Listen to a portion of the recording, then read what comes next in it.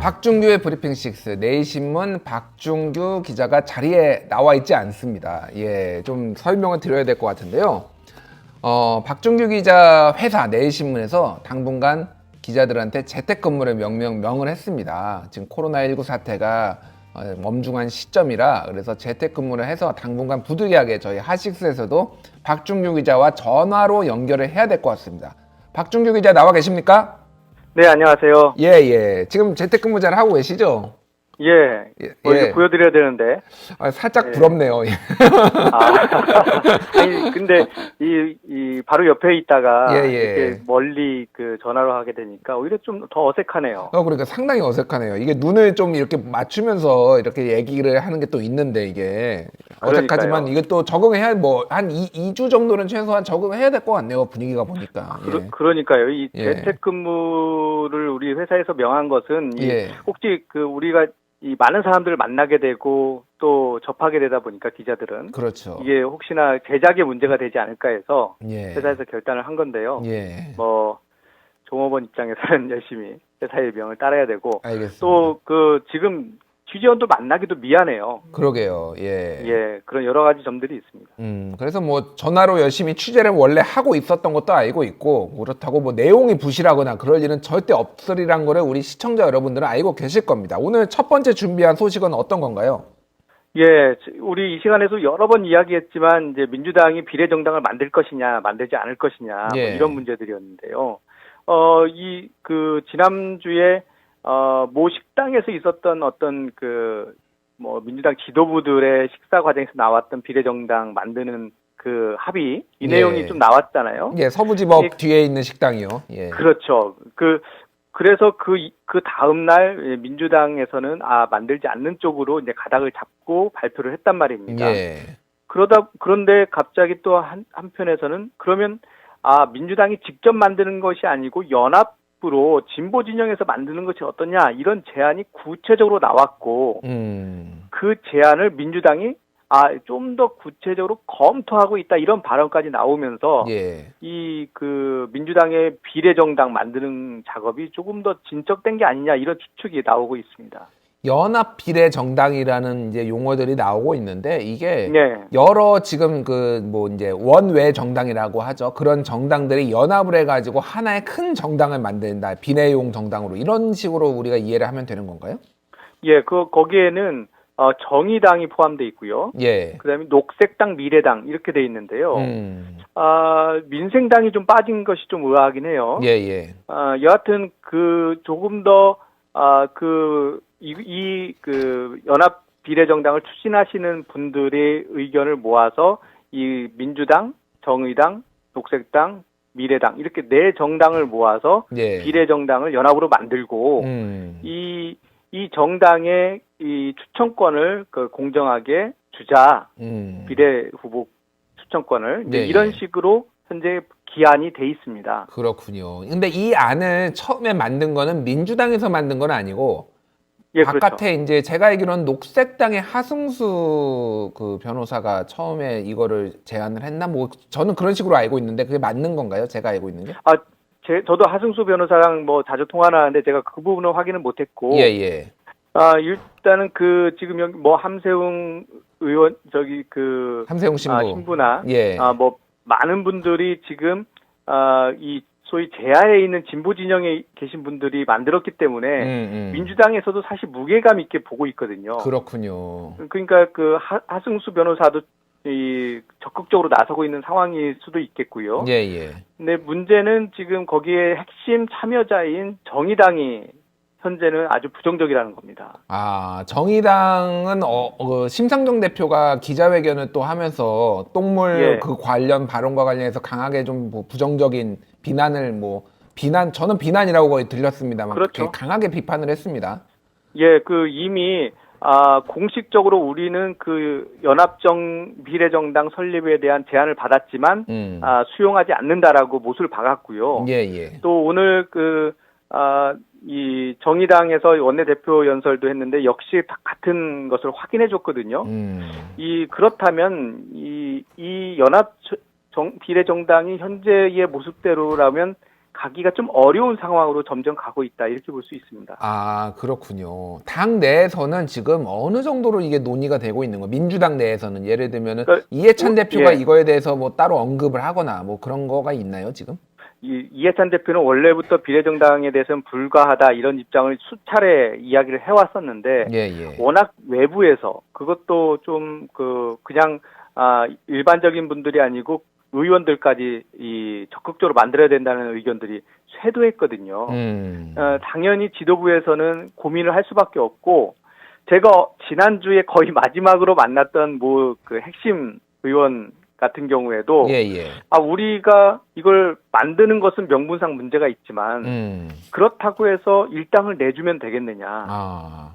그러니까 일당을 안 내주려면 미래 한국당이 최대한 덜 가져갈 수 있게 만드는 방법이 뭘까를 고민하고 있다. 이런 얘기까지는 했고요. 그렇군요. 그 방법으로 이 연합 비례정당이라는 제안이 들어와서 아마 그 부분이 그러면 묘수가 되지 않을까라고 생각을 하고 있는 것 같습니다. 그렇군요. 그래서 어쨌든 지금 민주당 몫이 더 커지는 것 이거보다도 미래통합당이 덜 가져감으로 해서 범진보 진영이 과반을 넘기는 것 이거가 지금 더 중요해졌다라고 보는 그 내부의 그 인사들이 제법 있다라는 거죠, 그러니까. 예, 그렇죠. 그리고 오늘 아침에도 기자회견을 했지만 이 최재성 의원 같은 경우에는 예. 아예 민주당이 비례 의석을 포기하자 100%. 예. 그러면 나머지 의석을 진보 진영이 나눠 가질 수 있지 않겠느냐. 그렇군요.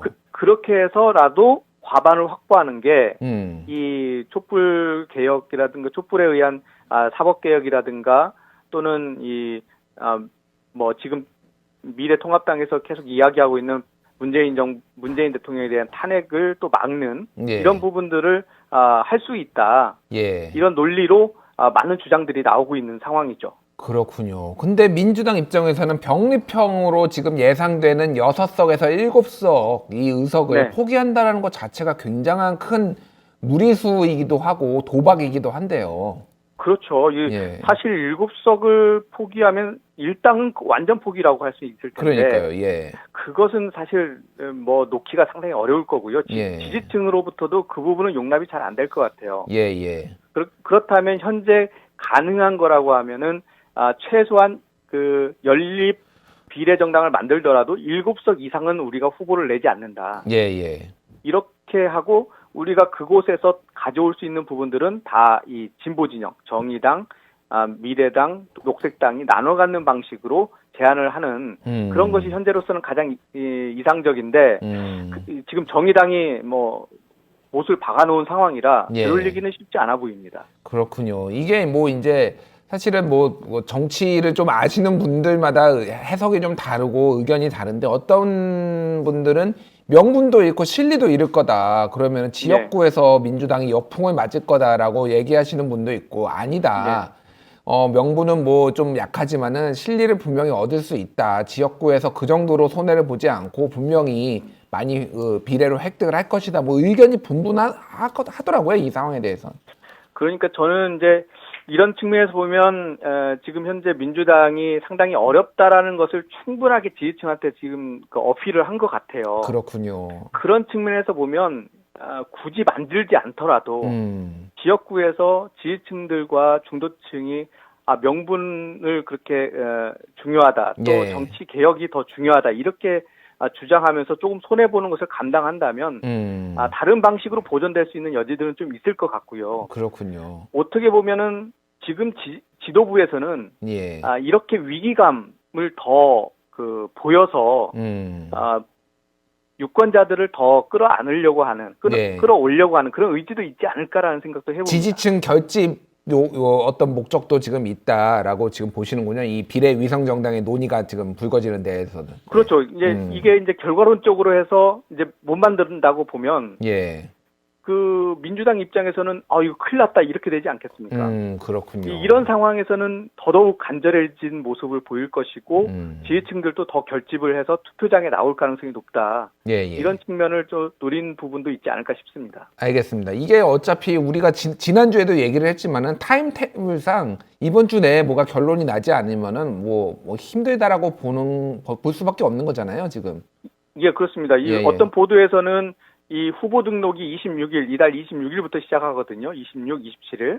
그럼 그때까지 하면 되는 거 아니냐 이렇게 생각하시는데 선관위에서는 분명히 비례정당의 그 민주적 절차에 의한 비례 후보 선출 과정을 규정에 넣어서 그 규정을 선관위에 보고하도록 제출하도록 했어요. 예. 그렇기 때문에 한 달 전이라고 하면은 이제 3월 15일. 15일 있죠. 예. 그런데 정당이 만들어지는 절차가 일정 기간 필요하거든요. 아무리 빨리 한다 해도. 그렇죠. 그렇다면 원칙적으로 보면 이번 주 안에는 어떤 식으로든 가부가 결정이 될 수밖에 없는 그런 구조입니다. 그렇군요. 알겠습니다. 좀 돌아가는 진행되는 과정을 좀 지켜보도록 하고요.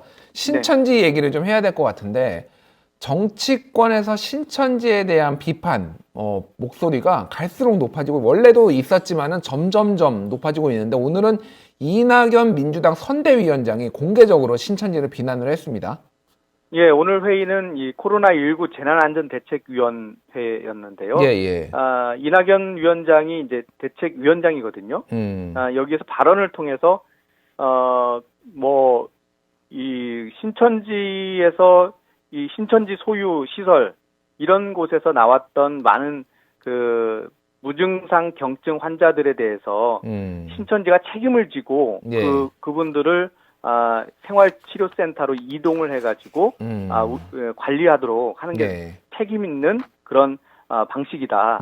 이렇게 하면서 적극적으로 그런 부분들을 통해서 이제 신천지가 어떤 역할을 해야 되고 만약에 그런 것들이 제대로 이행되지 않는다면 당국에서 뭐 공권력을 발동하든가 어떤 대응을 할 필요가 있지 않겠느냐 뭐 이런 의견까지 냈습니다. 그렇군요. 근데 더 눈에 띈 것은 일부 야당 지도자들이 일부에서 신천지를 비호하는 모습을 보이고 있다라고 하면서 미래통합당을 아주 사실상 직공을 했어요. 그렇죠. 예. 우연찮게도 오늘 이만희 총회장이 박근혜 대통령이 준 시계를 차고 들어온 것이 좀 논란이 됐거든요. 예, 오늘 절을 하는데 그 시계가 너무 잘 보여가지고 대통령 박근혜라고 딱 적혀 있는 게 있어서 이게 무슨 메시지가 있는 거냐 아니면 우연히 맨날 차고 다니는 걸 그냥 생각 없이 차고 나온 거냐 여러 해석이 나왔어요, 사실. 이걸 그냥 차고 나왔겠습니까? 그렇군요. 제가 너무 순진하군요. 누가 봐도 그건 메시지라고 읽히는 거고. 예. 또 실제로 이제 이런 문제들이 나올 것을 뻔히 이제 예상을 했을 것 같긴 한데요. 예. 여하튼 지금 그 야당의 한국 미래통합당에서 계속해서 그 얘기를 하지 않고 오히려 이 정부가 신천지에 너무 떠넘기는 거 아니냐 이런 비판을 계속 해오다가 오늘 발언을 한 거죠. 그렇군요. 오늘 황교안 대표가 이 신천지에 대한 발언을 처음으로 비판적으로 한 거예요. 그래서 오늘 최고위원회에서 엄중히 요청한다. 허위 보고나 비협조는 절대로 해서는 안 되는 일이다. 이런 얘기들을 하면서 모든 사실관계를 빼놓지 않고 제출해야 하고 그렇지 않으면 정부의 강제 조치는 불가피한 상황이다. 이런 얘기까지 적극적으로 얘기를 했거든요. 그렇군요. 아마도 그것의 영향이 아닐까 싶습니다. 알겠습니다. 나는 과거 정부에 상당히 새누리당과 가까웠다. 이런 메시지가 아니었나 싶습니다. 그렇군요. 박원순 서울시장이 이만희 총회장을 고발을 했습니다. 살인죄로 고발을 했어요, 근데? 그렇죠. 그러니까 결국 많은 분들이 돌아가셨잖아요. 그런 것들을 결국은 그런 죽음이 가능한 상태로 갈 수 있는 경로를 만들지 않았느냐 이런 의혹인 거죠. 그러니까 보면은 소위 12지파장들이 적극적으로 본인들이 검사를 받지 않는다든가 또 이 자료에 대해서 정확한 자료를 제출하지 않는 것은 결국은 검역 자체를 방해하는 것이 되고 이것은 이 신천지 신도들뿐만 아니라 제2, 제3의 피해자들까지 이 사지로 몰 수 있는 개연성이 있다는 내용을 검찰 고발로 대신한 거죠. 예, 이 상황이 이러다 보니까 사실은 뭐 여러 가지 얘기가 나왔는데 미래통합당이 신천지 비판에 미온적이었던 거는 사실입니다. 근데 오늘 황교안 대표가 처음으로 신천지를 공개적으로 비판을 했습니다. 예, 그렇죠. 이 비판을 통해서 결국은 그동안 논란이 됐던 황교안 대표가 이 소위 얘기해서 교단이라고 표현을 해가지고 개신교 쪽에서도 비판도 많이 받았거든요. 예. 근데 그런 것들을 이제 말끔히 일단은 정리를 하는 그런 단계를 거친 것 같고요. 예. 그럼에도 불구하고 여전히 이 현 정부가 신천지의 모든 책임을 전가하는 게 아니냐 이런 날카로운 이 칼날은 계속해서 세우고 있는 상황입니다. 그렇군요. 아무래도 이제 대통령 책임론을 부각시키려면은 신천지가 책임을 너무 크게 뒤집어 쓰면은 그게 희석이 되니까 아무래도 그쪽으로 지금 포커스를 맞추기 위해 좀 전략적으로 신천지 얘기를 안 한 건 아닌가 그렇게 이제 해석은 되고 있는데 이게 마치 네, 신천지를 비호하는 것처럼 또 비춰지기도 하잖아요, 국민들한테는. 그렇죠. 예. 네, 근데 청와대도 사실은 이 신천지 문제를 또 상당히 부각시키는 것도 사실이거든요. 예. 그러니까 이 신천지를 통해서 이 신천지 분들이 확진자가 나오기 직전까지는 사실 많은 확진자 수가 줄어들기도 하고 이래서 청와대에서는 거의 이제 좀 마무리가 되는 게 아니냐 이런 마음들이 있었던 것 같기도 하고요. 그 이후에 이 신천지 확진자들이 늘어나면서 다시 크게 확산되는 지역 감염까지 확산되는 모습을 보였는데 지난달 28일 대통령과 당대표, 사당 당대표들의 회동에서도 이 얘기가 좀 많이 나왔어요. 그렇군요. 예, 대통령도 신천지 문제를 따졌고 그 주변에 있었던 이 비서실장과 정책실장도 구체적인 데이터들을 당대표들에게 보여주면서 이 신천지 문제가 이 확산의 주범이다. 이런 문제들을 적극적으로 얘기를 한 것으로 알려져 있습니다. 알겠습니다. 신천지 얘기는 저희가 또 뒤에 준비가 돼 있으니까 좀 더 얘기를 해보도록 하고요. 오늘 대통령 탄핵, 국회 입법청원에 10만 명이 넘었습니다. 예, 그렇습니다. 예. 사실 국회 입법청원이 잘 안 된다 이런 비판적인 기사를 제가 지난주에 쓰기도 했는데 사람 관심이 없고요. 잘 몰라요. 그래서 이 국회 입법청원 같은 경우에는 이 한 달 내에 10만 명이 청원에 동의를 해주면 곧바로 상임위에 가서 안건으로 상정하게 돼 있습니다. 지금 그러니까 이 탄핵안도 지금 상임위에 바로 안건으로 올라갈 수 있다라는 얘기인가요, 그러면? 올라갈 가능성이 매우 높죠. 그렇군요. 그런데 이제 문제는 이런 거예요. 이 탄핵이라는 부분은 올라가서 과연 이것이 법안으로 만들어질 수가 있겠느냐 이런 부분이죠. 우리가 탄핵 요건을 보면 국회의원 제적 과반수가 탄핵안을 제출할 수 있어요. 그리고 통과를 시키려면 제적의 3분의 2가 찬성을 해야 돼요. 3분의 2, 그렇죠. 그런데 탄핵안을 내놓으려면 제적 의원 2분의 1이 동의를 해야 되는데 이 부분을 과연 해낼 수가 있겠느냐. 그렇다면 애초에 이 탄핵이라는 안 자체가 조금 인터넷으로 인한 국민 청원에 올라가는 것이 적절하지 않았다. 이런 의견도 있는 거죠. 그렇군요. 어찌됐든 근데 올라왔으면 야당 입장에서는 이거를 안건을 심의해야 되겠다고 하면서 정치적으로 일단은 쟁점을 만들 가능성은 있어 보이네요. 그렇죠. 지금 계속해서 대통령 탄핵 이야기를 했고 이번 탄핵에 대한 이번 청원의 이유가 이 우한 폐렴에 대한 조치 미흡 이렇게 돼 있거든요. 그 부분은 지금 미래통합당에서 제기한 신재철 의원이 제기한 탄핵 이유와 같습니다.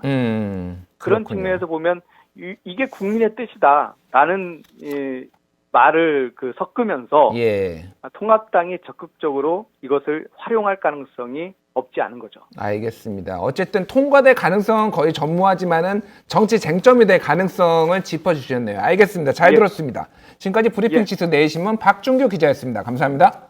감사합니다.